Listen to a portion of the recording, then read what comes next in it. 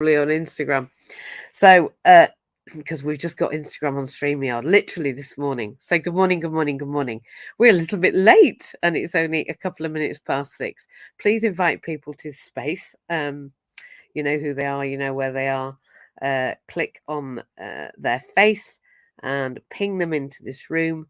I will be pinning people into this room as we speak. It is important that people are here this morning. There's a reason that it's important that people are here this morning, because we're talking about something incredibly powerful, something that I really didn't understand the power of when I first started doing it, which all sounds a bit dodgy. I didn't understand what I was doing before I started doing it, but I'm telling you, I didn't. I did not understand. I did not understand the power of what I was creating. I didn't understand the power of my own words. I didn't understand the power of my own alchemy. And the reason for this is because I didn't know what the liturgy rather, of repetition meant. It came to me this morning. All right, so what we're talking about? Well, we're talking about repetition. That's what we're talking about. And please make sure that you invite people in. We're going across at 7 o'clock to Mindset Monday, which is always interesting. It was great there last week. I think there was 5 people talking about difficulty and disability. I know the lady from Somalia was there as well.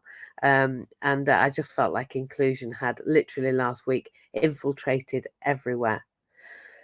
So this morning I talked about repetition because here we are repeating ourselves. We're here on Monday morning at 6 o'clock. We're here in Clubhouse and we are also being recorded.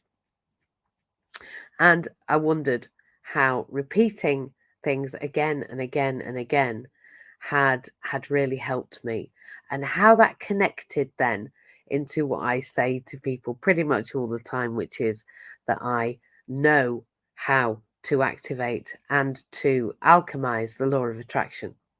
I just do.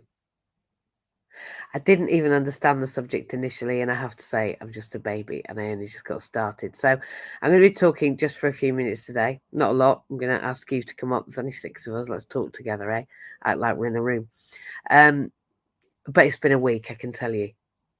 I've not got a lot to say, but what a week it's been.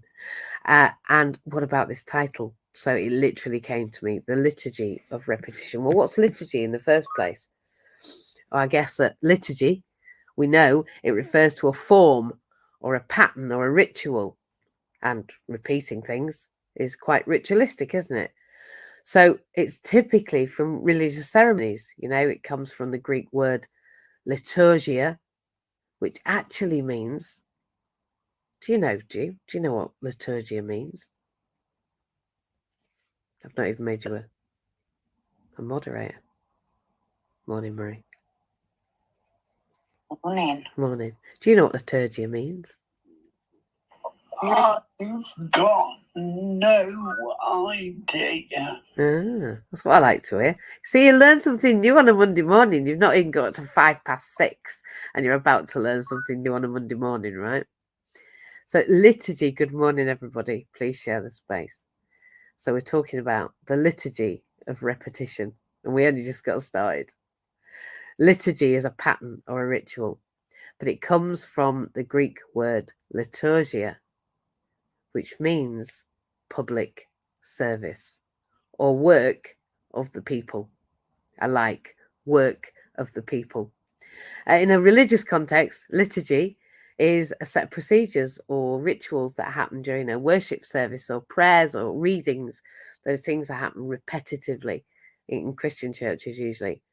But liturgy can obviously vary widely because it's all based on the religion, on the repetition. But repetition, as it's in a broad subject, is really quite simple, isn't it? It really is. You just do things again and again and again.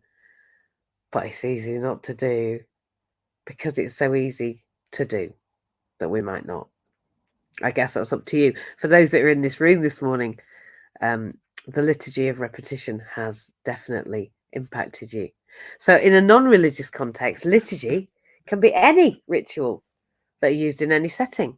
So it's a formal or a repetitive process or practice. So I believe that liturgy might be getting up and cleaning your teeth every morning. That might be your liturgic response to keeping your teeth clean. But when we talk about the liturgy of repetition, the problem with that is that repetition isn't just about doing something again and again and again. It's not about doing something over and over. You're like, what? Of course it is. It isn't. It's about instilling a belief, a conviction that what we desire can and will materialize. Every time we repeat an action or a thought, we're reinforcing that belief, embedding it into our very being. So if we walk around going, I'm really tired, I'm ever so tired, I've really got too much to do, I'm very busy, there's so much to do, I'm not going to get everything done, I haven't got a chance. Pretty much you're reinforcing that belief. So for repetition to become powerful, it needs along its way. Do you know what it needs? Do you know what it needs? Do you know what repetition needs to become powerful, Arju? Or what do you think it needs to become powerful?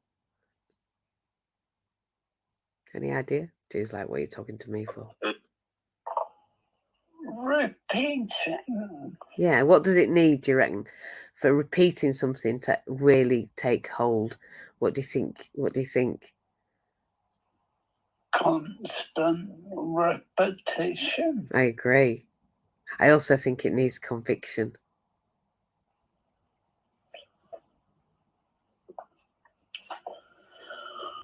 Pointless saying otherwise. Yeah, without conviction. Yeah, it is, isn't it?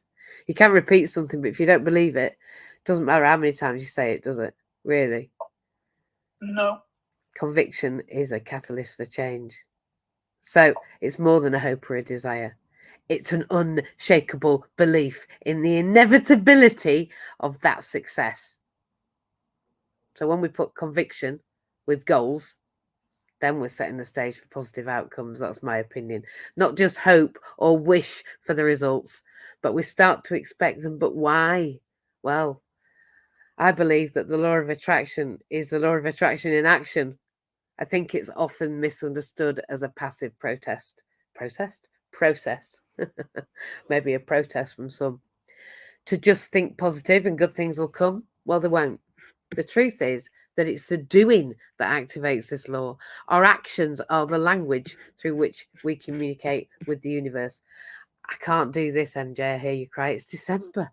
We're a week away from Christmas. What do you mean? We're days away. They'll be ruined over Christmas, these steps that I take right now. Well, I'm telling you, that's the thing for me. Learning to move with the times. Taking small steps right now with bigger ones that we've planned. Just getting into the groove. Remaining on something now will save me months in the new year because I'm going to remain mindful of my goals rather than just hand the reins over to Christmas and indulge totally. Don't get me wrong, it's Christmas. I had a drink at the weekend, some champagne actually, because I wanted to celebrate. Those small steps create significant changes. And I think the beauty of this idea of repetition being the alchemy of our intention, that we don't have to take giant leaps. Just small, consistent steps are just as powerful. Each action that you take is a declaration of your intent, the energy behind your intention, your attention on your intention, a signal to the universe that you're ready and working towards that goal. You know, at the weekend, I just said I had that bottle of champagne, or two at the table, two actually, and I had a few glasses on Saturday night.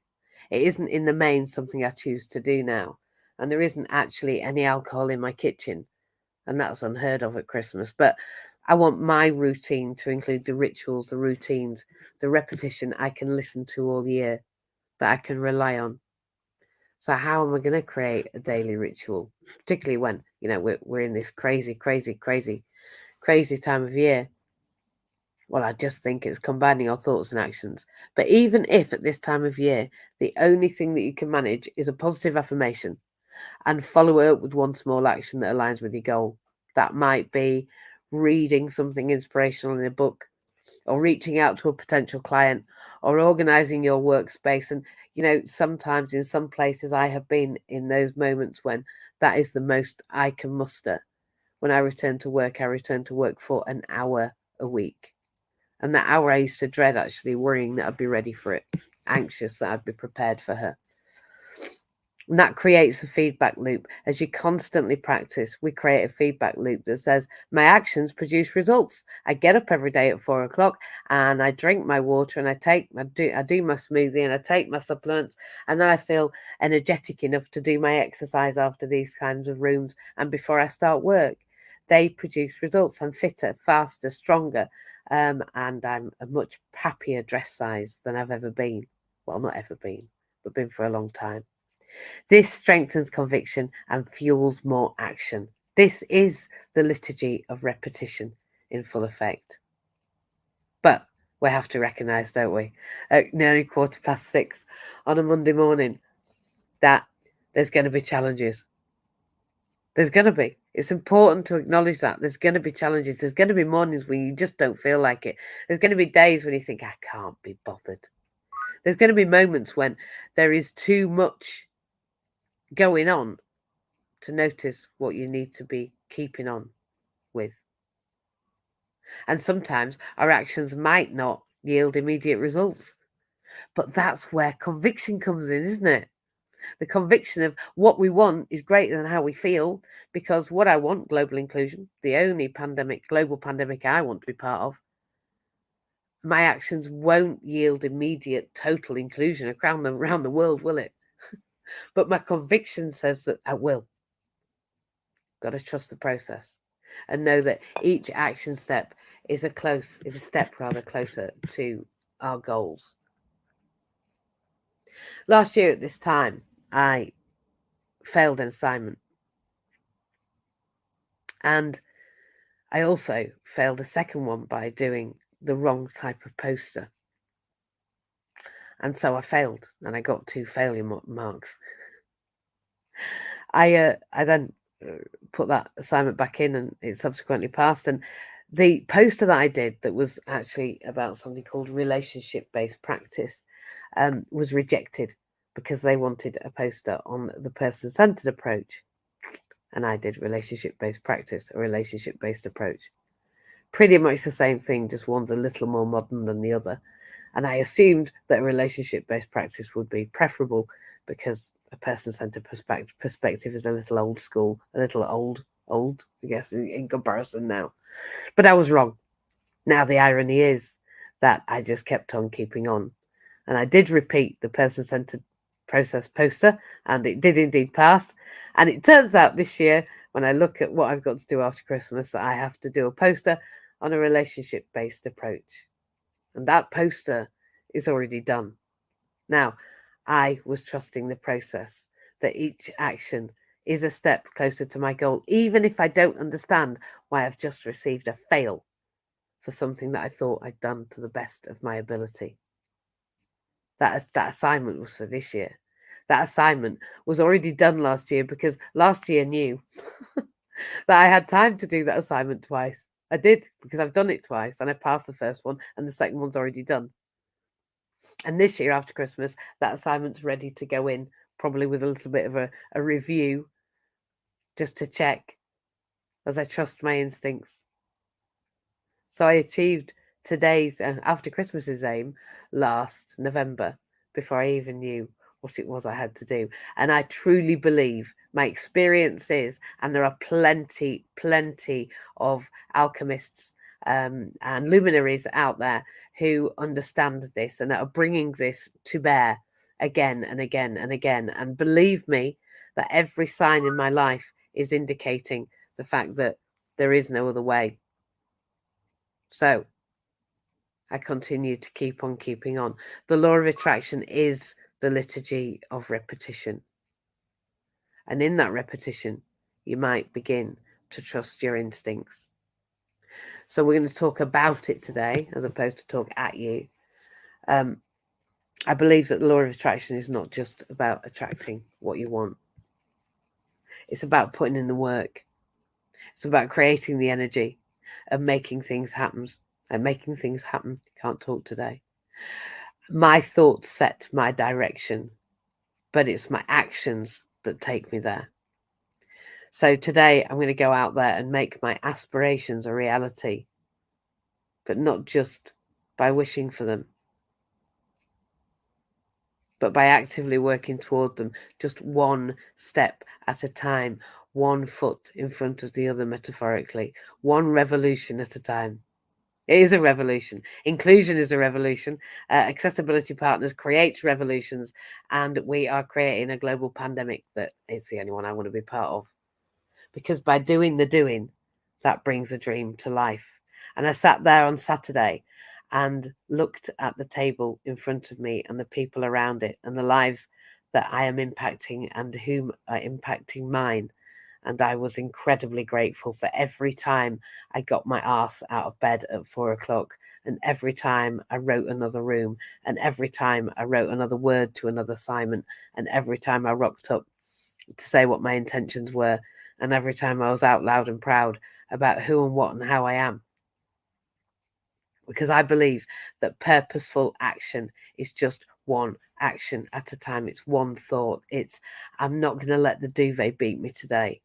I'm going to pull it back, and I'm going to make sure I at least go to the toilet, right? That's the step forward. Once you're out that bed, well, then the rest is just another step and another step and another step. I will put that kettle on because I can be bothered to give myself a hot drink. I am able to ring that client that I've been avoiding because it's okay. It's okay.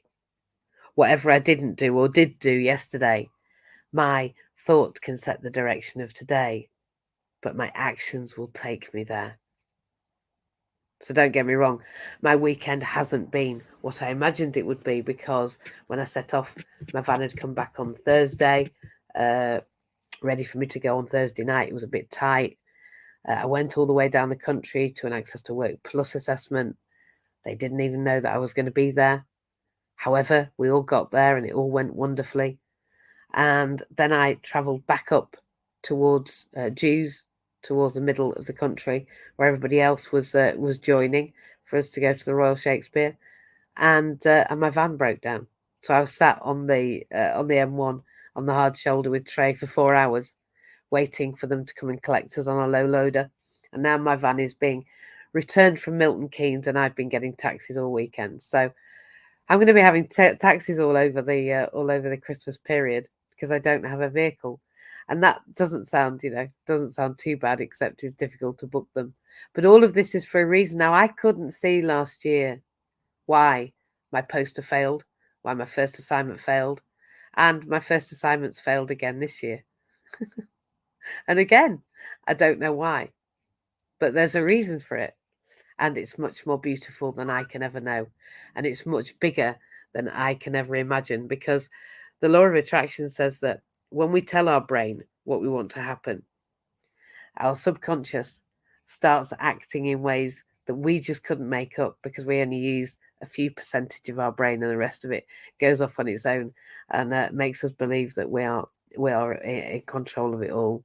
But when you hand over that and you go into repetition, then, well, magic happens. When I sat at that table on Saturday night, I remember saying to Jew a year ago, I know that this time next year it's going to be a different story, that the work won't just be us, that we'll have moved things forward, and that inclusion will exist, and that we will be doing what we're doing, and that I'll have carried out that marathon this time next year. We'll have done the marathon. It'll have already happened, and of course it did. So as I sat on Saturday night, I was grateful to myself about the fact that I am liturgic in my repetition. I am liturgic in my repetition, because it is in the process, not the outcome, that the magic happens. So I will be carrying on with the process, which says even more magical stuff's happened, which I'll talk to you about. But it was an absolutely fantastic weekend, and I'm sure Jew's gonna tell us all about it. And you even went with me Christmas tree shopping last night, didn't you, Jew? Are you there? He's not. He's ignoring me. He can't. He can, Mike. Morning. struggling to unmic. You managed it there.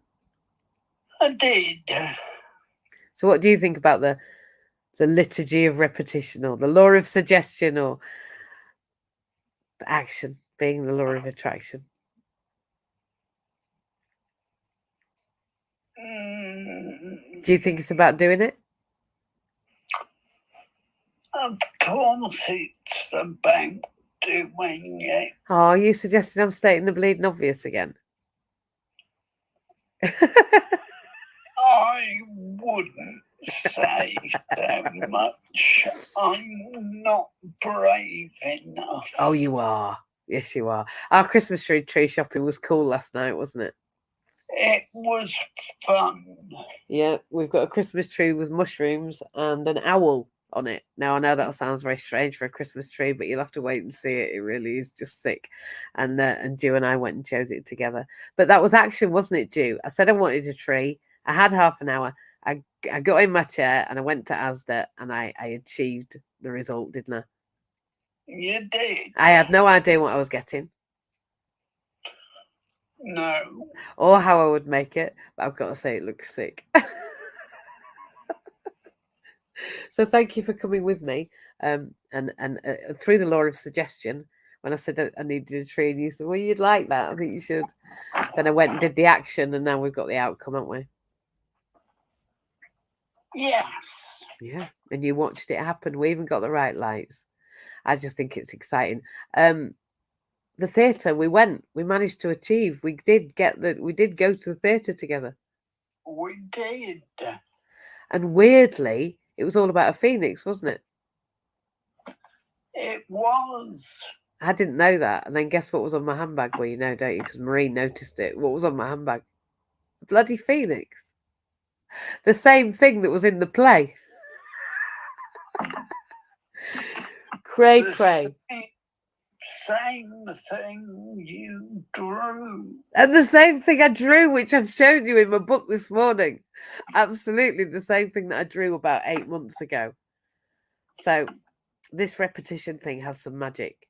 And I've also got magic ready. I forgot to take everybody's Christmas presents over the weekend. So I showed you my Christmas presents that I'd done for everybody last night.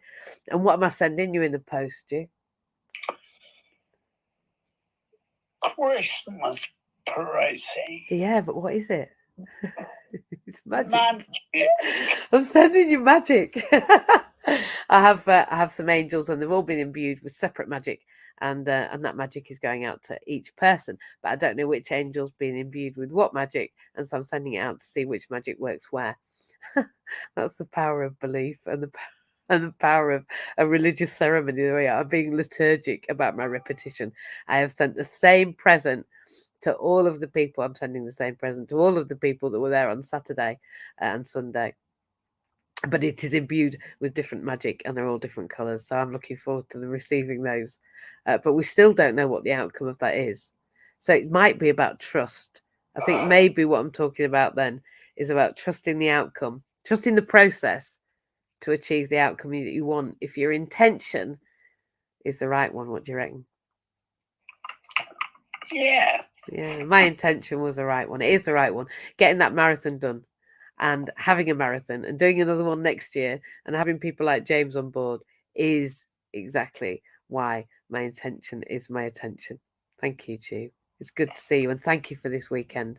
I know you were in quite a lot of pain, and I don't like seeing you in pain, but it was still good to get together, even if I didn't manage to see the lights this year. Hey. And we didn't get to dance. We didn't dance yet. We will. There'll be a different dance. It's probably an Omeo dance, to be honest.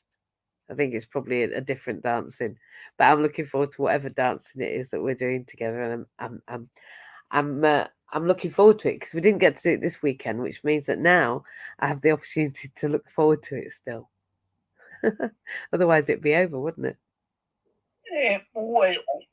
So I'm looking forward to it. I'm looking forward to our next dance. I'm looking forward to when Mio comes, and I'm really looking forward to Christmas as well. But the most of all, I'm looking forward to seeing the results of the actions that I take every day at this time next year. Do you know I've lived in Wales 2 years now?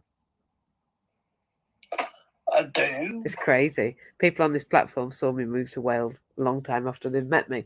So yeah, already. And yeah, it's 2 years. Can't believe I'm nearly Wenglish. And we are going to Basra again, aren't we? Alexia will be glad. She'll be able to shout that we're going to Basra. I still do that, librarian. I'm sorry I missed you all, but it was just as well. I really wasn't in the right headspace. Today's the day. It's my wedding anniversary. Oh, happy wedding anniversary for both of you. And I know it's you're not... another reason why I would have struggled to be there. Oh, honey. Well, I love you. And I love you all, and I'm too. glad you've got a wedding anniversary. I'm glad you've had one, because I'm glad you've got one. And I'm glad I'm glad it's important to you. And I'm glad there was somebody that you married, and I'm glad that they loved you and that you loved them. And that you've got forever together. I too much like you. I'm too strong-willed. That's why you needed a break from you. It's time for you to tell me that. Yeah, well, you don't like mentioning stuff like that right on at first, do you? Like, no. And I'm digging my heels in because I've got my results through from university, and I haven't opened them now. Well, get them open, because I failed my first one. Oh God, I have to find it first to open it. I failed mine, but that's okay. I can do it again. It don't matter. Yeah, I've reread it and it's still brilliant. It might not be what she wants, but it's still brilliant. well, this is something I've learned since I've known you, because not ever being a writer and now being a professional writer, what we think is right, even from the work, you could have one assessor like it and another one not. Yeah, you can. And completely not understand what you said. Yeah. And dyslexic people speak differently to non-dyslexic people. We speak a different language. There's a reason that I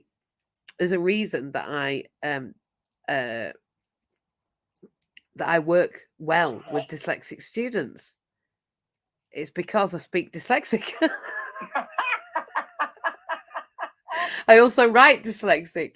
Now, my tutors, not one of them, enjoy that style of writing, so they have to kind of chew through my work. And they've talked about my extensive use of eloquent language, but I'm not sure they understand it.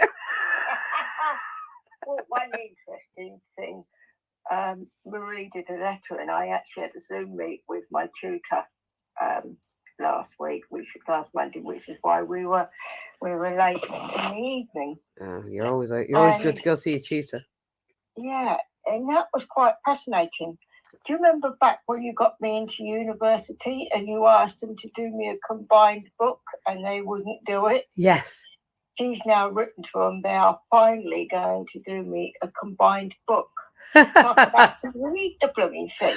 Because I said to her, I said, with having one hand that doesn't properly, with a sight problem, I said, you get halfway through that book, unless you've got two hands holding it and then I can't read it, the thing goes bang and shuts itself. Yeah. That's exactly what you needed from the beginning. Do you know, don't you just love it? But then that's the power of repetition, right? People don't quite get us originally, but over time, well, now we've got your dyslexia assessment. Do you remember when we didn't have a report, right? Yeah. I love the fact that you can own that the severity of your dyslexia means that you understand why you didn't write yet, and that you've forgiven yourself for not doing that. Because John wanted you to write, didn't he? Oh God, John was always patient. He used to buy me grammar books and he'd do all sorts of things like that, and I just couldn't do it. You can't explain that to somebody. It just, I don't know how to put it into words, but what I want people to realise, and the reason I talk about it is because I don't want people running away from what they think their challenges are, because that's very often the thing that you need to do. You don't always see it that way, but when you actually take that on and you actually do it, you can truly surprise yourself. And we get this thing of, and it's in the media all the time. Oh, don't do that. You can't do that. That's somebody else's problem. It isn't. It's your problem. That's how I became the earth healer. I said this so many times that it comes down to what you're prepared to step up and do. And it's interesting now because I've had several, oh my goodness, I haven't read it. My score for my assignment is 58%. Yes. Yes. Yes. Fantastic. Yeah, a pat on the back for that as well. Well done, ladies. Strangled me over the phone before now over Zoom. I have no idea. Well done. Well done. The other thing, and the important thing, I think, that comes from that is the fact you have to remember to ask for help. I couldn't do that yesterday. I was in a really bad way yesterday, but I needed to take myself through it to come through the other side, just the same as you did with the van going wrong. That's Sometimes you need time to deal with it. Yes. Yeah, and before I was sitting on the hard shoulder, thinking, well, I'd quite like this to hurry up now. The truth is that actually it was I believe that the whole process of the van is important for the future of Wales. This sounds ridiculous, but the fact that I was talking about my van the week before with the European Commissioner for Human Rights, because I went over to is Wales fairer, and then it came back on the Thursday and broke again, and here I am over Christmas without a taxi, and no taxi is bookable. I honestly believe that the whole thing is important. Oh, God, I do agree with you. I agree 101%. I mean, I would never be able to drive because of my eyes. So the only way I'm ever going to be able to do that is if somebody else does it. No, we're going to get driverless cars any moment. You do know that Trey's already rapped about the fact that he's going to be in a driverless car. The fact that he's going to, that he's going to be going around the world in a driverless car. He already knows it. He's already seen it. He's already rapped it. He's already sung it. We've already had that on TV. Do you remember Kit, the car? Absolutely. The drive itself. It won't be long. 99% of the technology we are using today, where did that start? Star Trek. It did. It started in our mind. That's where the first sliding door came from. Star Trek. Absolutely. It's imagineering, repetition of imagineering. When we create something and we put it out there, you know you can't write the word Hitler on Clubhouse. No, I didn't know that. You cannot put Hitler in the title, and I haven't mentioned him yet because Clubhouse got me a bit surprised by the fact I couldn't write the word Hitler. Like, I'm not being funny, but he existed, and I'm not being funny, but he affected quite a few people, and we tend to teach about him in history, but you can't write it as a word on Clubhouse. It's the only word I could see in the title that they were arguing about, and then I looked in the description, and indeed I'd written Hitler again. And the reason that I'd written Hitler is because learning from history is the liturgy of repetition. Hitler said, hang on, propaganda is the way through to people's minds. When you repeat yourself again and again and again in multiple different ways, and you literally drown them with the same story, they'll start to believe you. And that's the history. That's the basis of capitalism. That's the reason that we are all desiring the things that we desire. The reason that everybody wants the latest whatever is because of repetition. Because of propaganda, because he instilled the message in the youth, because he kept saying it in different ways. Our brain is just the same.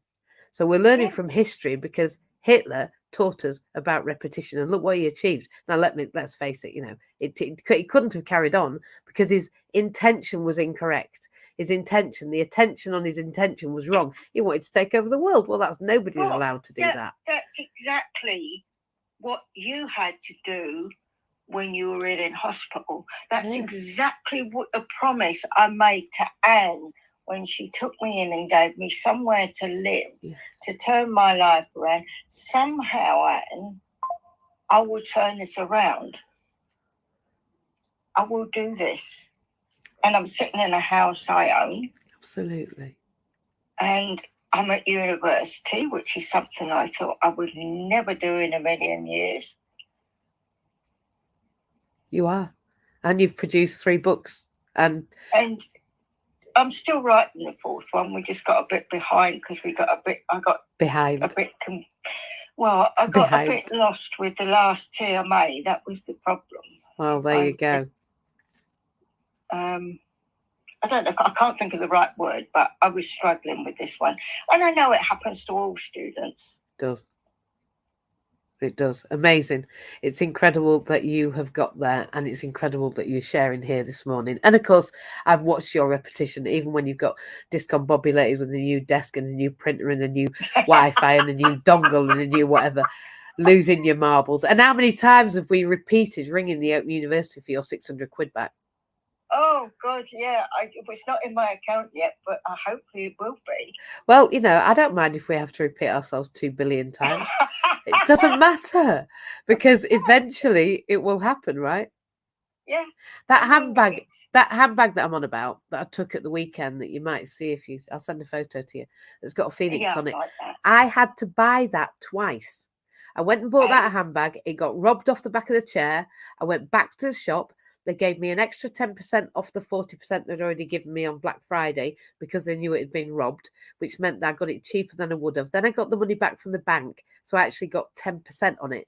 But I had to go back to buy it again. And next door to it was the coat that I was wearing that weekend.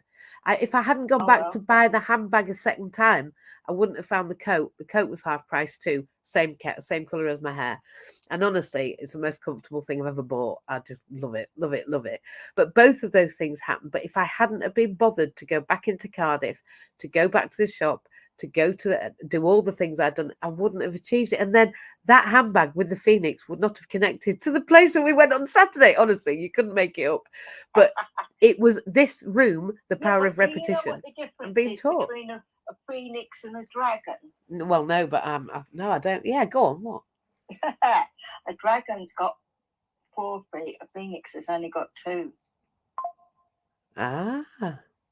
Yeah. Ah. Because when I was in my days of helping set up a museum, yeah, we're going a bit off topic, but it is relevant. We're not really. We're talking about phoenixes and dragons, so I think we're all right with museums. Yeah, well, not that I've ever found. I've never found a phoenix or a dragon in a museum yet. Yeah, well, you would if you went to Ditchling.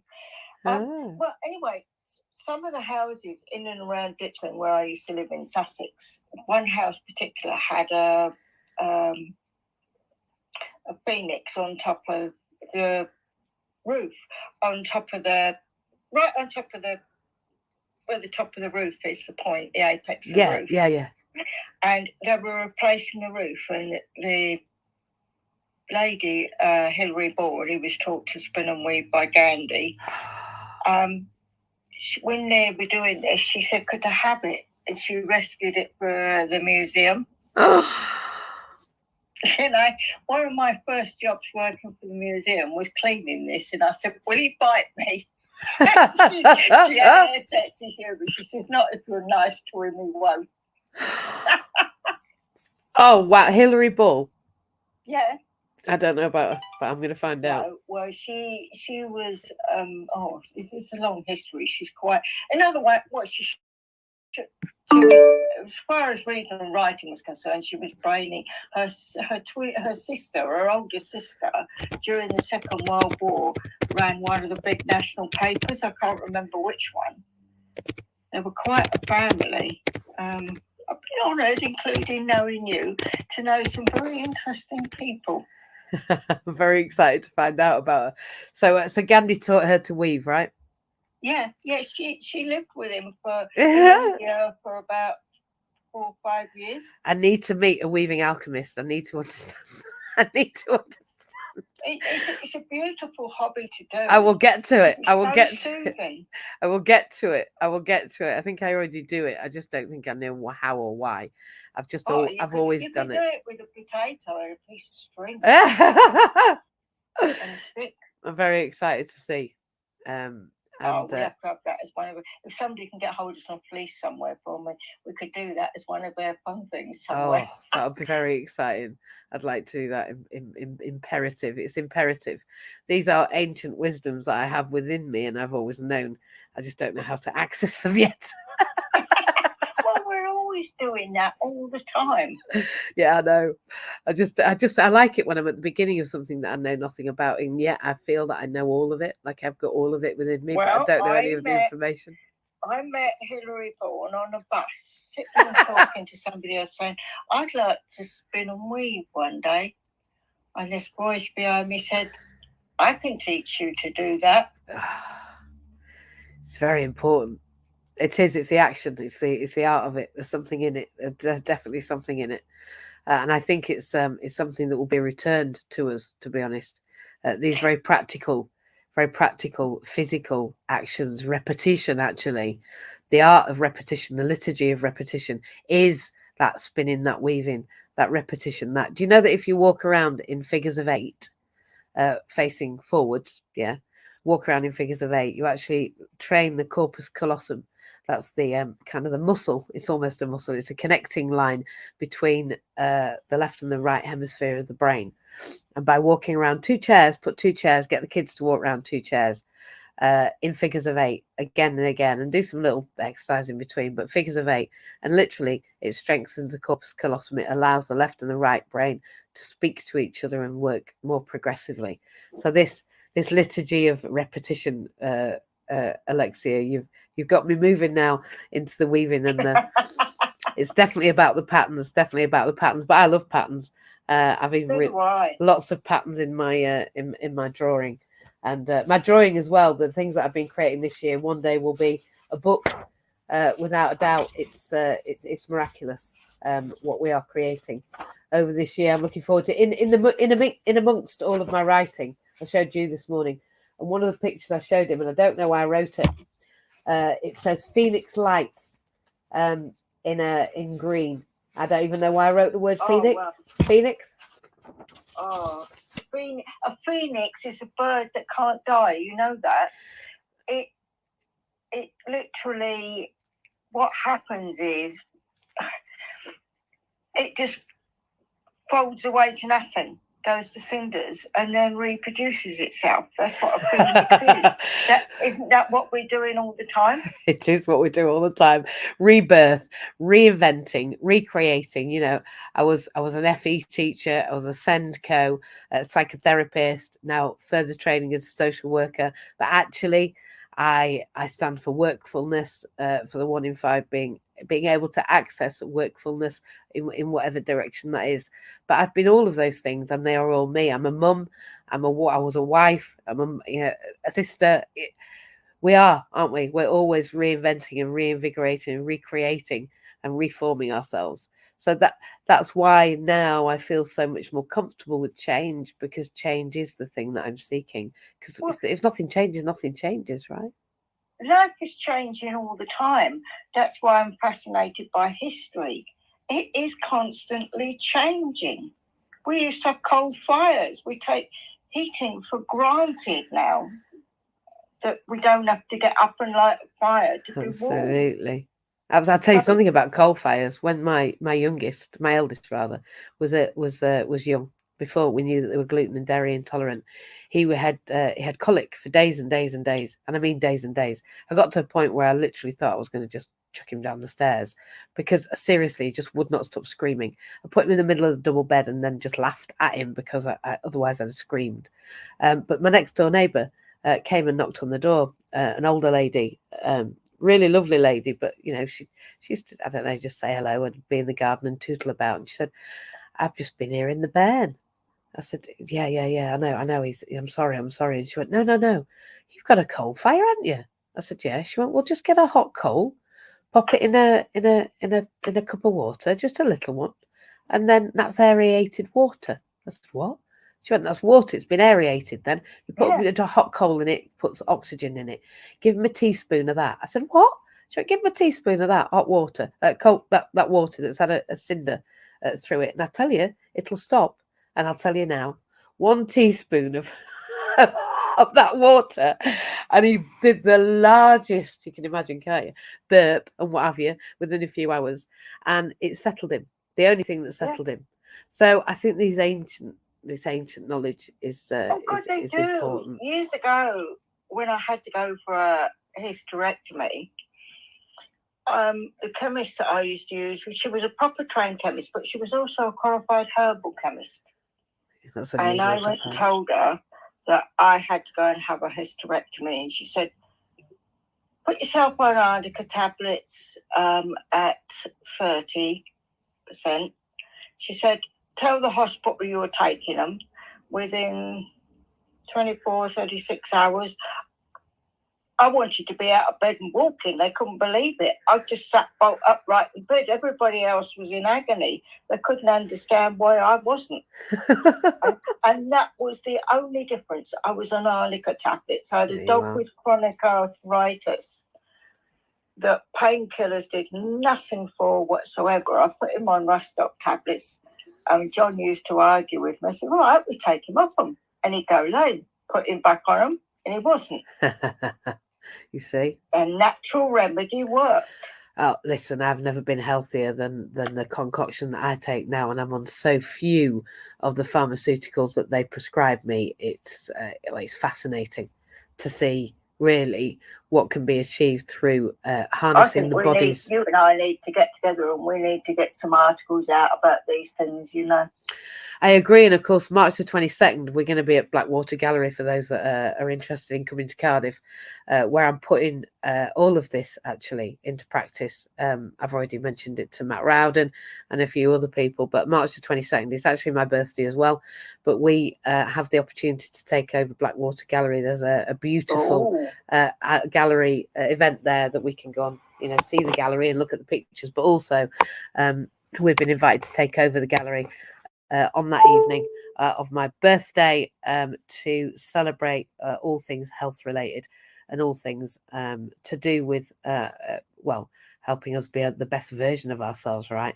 So that's March the 22nd, and we're not even on the 8th. We're on the 18th of December. Forget that, because mine's the 22nd of January. I know. So there you go. You see. I'll go right down to my diary now. 2 months down. It's a Friday night. I guess the weekend will be spent in Cardiff. Talked nicely to Daniel. Yeah, and I think we'll probably put some things on over the weekend. So we'll be that on the Friday night, and then we'll decide what's happening for the rest of the weekend. I'm sure the team will pull together something just as beautiful as we've had this weekend. So for people that want to come to that, there will be tickets, and you will be invited to all of the things that are happening. I know that there's quite a lot happening in Cardiff Bay at that point as well. So maybe it'll be a whole event, but Friday night definitely at Blackwater Gallery. That's going to be great. I think you maybe will be able to say something about your journey through your health challenges as well, Alexia, if you're up for it. Yeah, of course I will. That'd be wonderful. Because I want people to realise that it doesn't matter what age you are, what state of what you think is a challenge. Let's put it that way, rather than ill health. Yeah, it's true. It's true. Because you always have a choice of how you control it. You do. I feel like we've taken over a little bit. I'm going to go to Marie and James and see if they're busy. Be quiet now. We only have 10 minutes. Anyway, you have been in MJ's house on this Monday morning, and it's 10 to 7. We've got 10 minutes left. We've been talking about the liturgy of repetition. And in fact, I also just want to mention that we will be here on that Monday after New Year. I don't intend to really go anywhere, to be honest. I'm just going to suck it and see, play it by ear. But we will be coming live, and when we are, I'll be popping it into the groups. So if you're not a member of Inclusion, get yourself in there. If you're not a member of Belonging in Business, get yourself in there, because otherwise you're not going to know about where we are and what we're doing.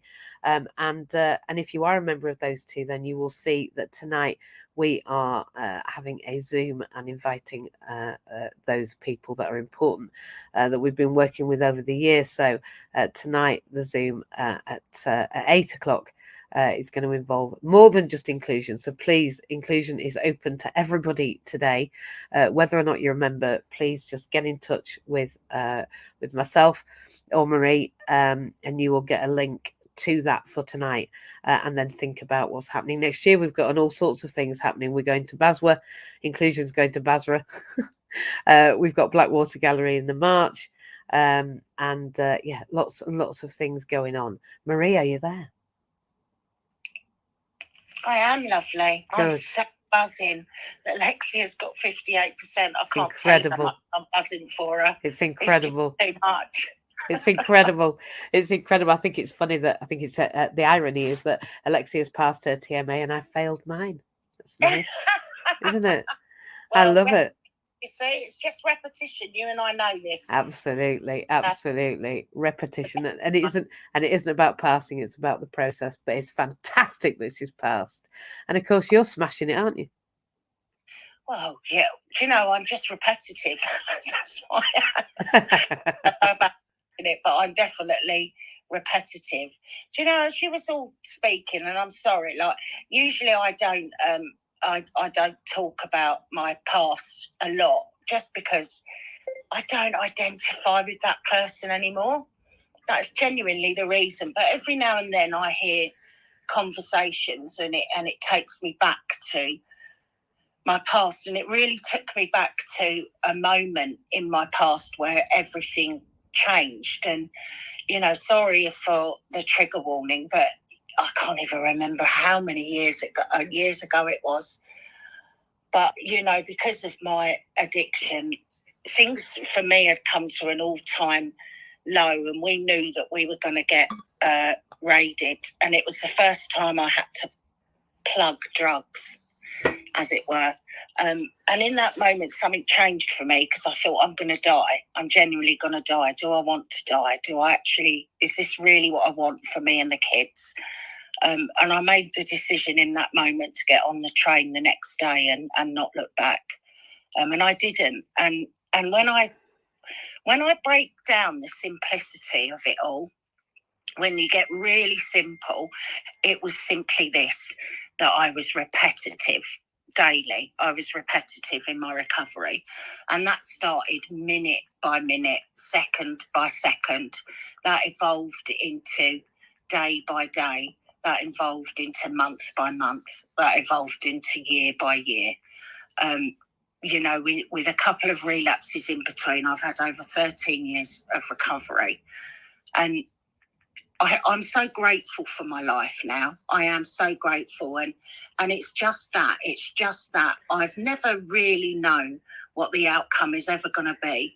And, you know, repetition has far exceeded my wildest dreams in terms of what the outcome actually was. Because I can plan and I can build for the future and all of that. But by being repetitive and by, you know, not listening to that narrative inside my head that, you know, because the magic for me, MJ, happens in the decisions that I'm not making. So those decisions when I go, right, I'm going to lay in bed today, I'll make an excuse. I don't want to get up for meetings and stuff like that. Like, I have to be careful of that sort of stuff because I can be repetitive going forwards or repetitive going backwards. The beauty of repetition is that the more you do it, the less of a stranglehold it has on you. And I naturally wake up now at 4 a.m. and I'm just ready for the day. I'm ready for the day. But, you know, in the first case, when we introduced these 5 a.m. meetings, that wasn't easy. You know, I was really had to be repetitive in not listening to that voice that said, stay under the covers, it's nice and warm. You know, and down to the biggest decisions in my life, like, don't drink tomorrow, Marie. Don't drink the next day, Marie. Don't drink the next day, Marie. And I'm grateful for where I am today. And do you know what? I'm going to own it. I'm going to own it because I had to put some bloody hard work in to get to where I am, me and my kids, and to be financially free and to be 13 years in recovery and to wake up at 5 a.m. with clarity and be able to start to slay the day. But it was just by being repetitive. It was really, it sounds simplistic. It wasn't. It's never, ever easy. But it's what I do know is that I can either go backwards or go forwards. And I'm that repetitive now that I just choose forward motion. And quite often the outcomes super exceed any expectations I might have. So I'm just going to move forward today, lovely. The brain's still on the 12. It doesn't stop. But I do know that if I stop, I can guarantee one outcome, and that's to stop. Absolutely, got to keep on keeping on. And in that first 20 minutes of me waking up, that 20 minutes where I'm throwing myself around the place to try and do all that practical stuff, like, you know, teeth and all the things that are liturgic, the ones that I do repetitively, the ones that I do religiously, the ones that I do relentlessly. In that 20 minutes, usually it takes about 20 minutes, I am nowhere. I don't want to be there. I don't want to be up. I don't know what I'm doing. I don't care what I'm doing. I don't care about the future. I don't care. I literally don't have any connection to it. And it's only once I kick in, so like slide in, get into the flow, that I realised that it was all exactly the way I left it.